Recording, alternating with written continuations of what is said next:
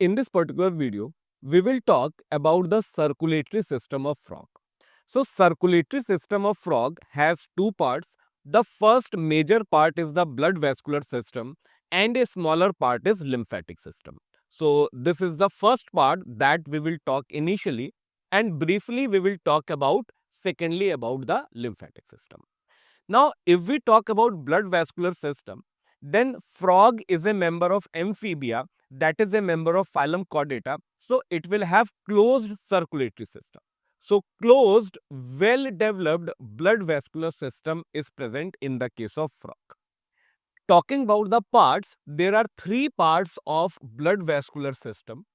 The first part is the heart. The second part is the blood vessels. And the third part is the blood which flows in blood vascular system. So this particular classification is exactly the same which is present in humans. Now we will talk about these different parts one by one. First, talking about most important part, that is the heart. So the heart of frog is myogenic. Meaning of myogenic is that for beating, frog's heart does not depend on the brain. The impulses will be generated from the SA node itself. So we can compare it with the humans. Our heart is also myogenic, in which the impulses are developed from SA node. So this character is similar to the humans. Secondly, we talk about a membrane, and the membrane is called as pericardium. This membrane covers the heart. This character is also same to exactly the humans. Then we talk about the chambers of heart. So here the difference lies. Human's heart is four chambered, but the heart of frog is three chambered. So if we talk about three chambers of heart, then there are two atria which are present, and there will be one ventricle which is present. So overall heart will be three chambered. Now talking about the circulation of blood, so heart will be receiving deoxygenated blood from body.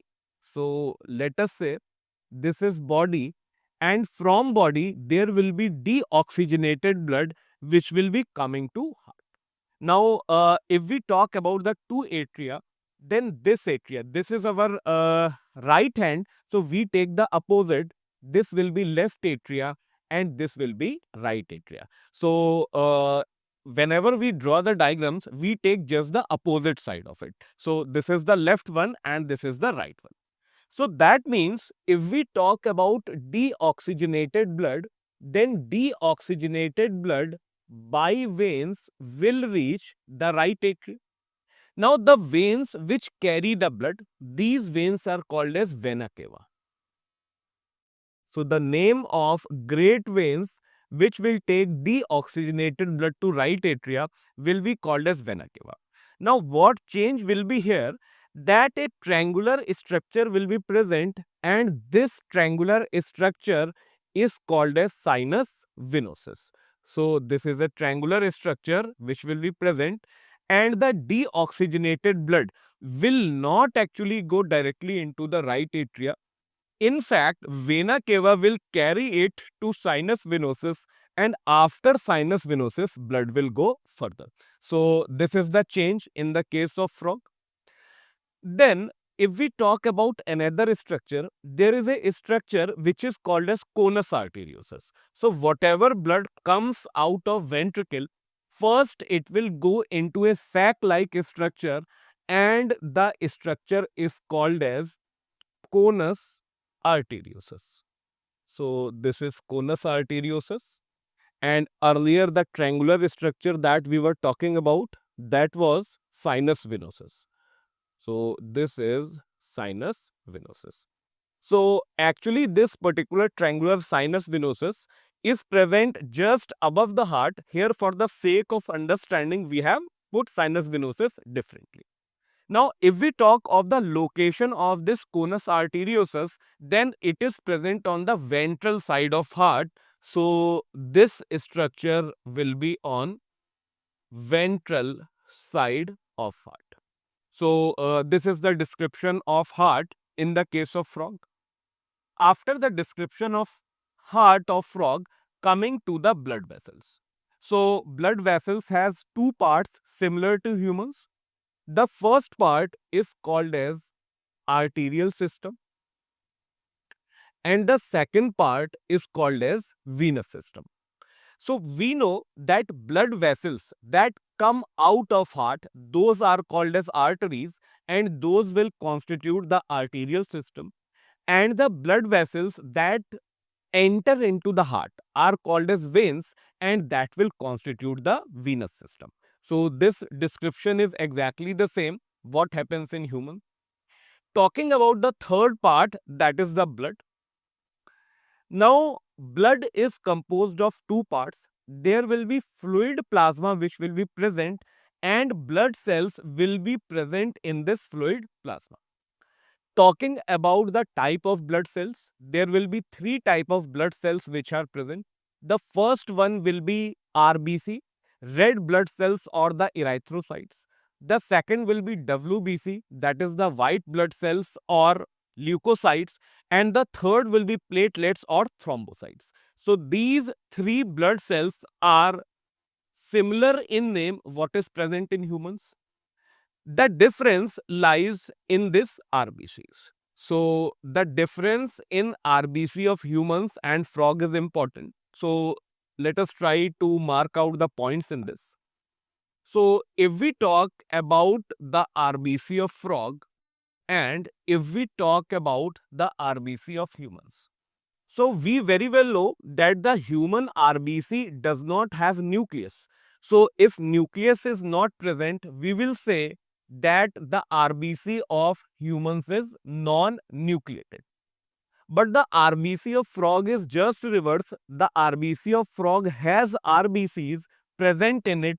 So we say that it is nucleated. Talking about the second difference, the shape of human RBC is biconcave. So shape will be like this. We take the shape from above directions. So it is concave from this end as well as it is concave from this end. So we will call this structure as biconcave. In the case of frog, it is just reverse. So structure will be something like this. So it will be convex from both the sides. So we will say that the shape is biconvex. And why this difference occurs?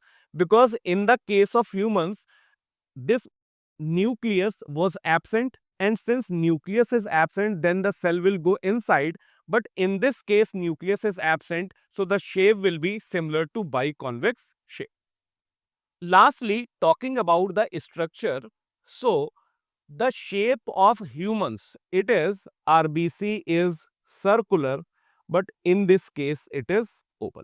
So these are the three differences between RBCs of frog and the human. So this completes our blood vascular system, the three parts that we were talking about. After, we will talk about two special venous connections. So the point to be noted here is that these are not arterial connections, these are venous connections that we talk about. The two venous connections that are present in frog, the first is called as hepatic portal system and the second is called as renal portal system. Now the word hepatic means liver and the word renal means kidney.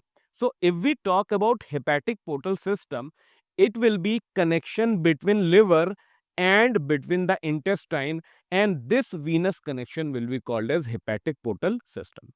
This hepatic portal system is present in the case of humans also. The second special venous connection is called as renal portal system and it will be between the kidney and lower parts of body, but this particular renal portal system, it is not present in the case of humans. So this difference has to be noted over here. After completion of this part, we come to the second part of the circulatory system, that was lymphatic system. So this is much smaller system. We can say that it has three parts. Instead of blood, lymph flows in it. After lymph, it has lymph channels as well as it has lymph nodes. Now, lymph is different from blood. Blood is red in color, but lymph is not red in color because it will not have RBCs, so surely hemoglobin will be absent as well as it will be lacking few proteins in it. So, this covers the circulatory system of frog.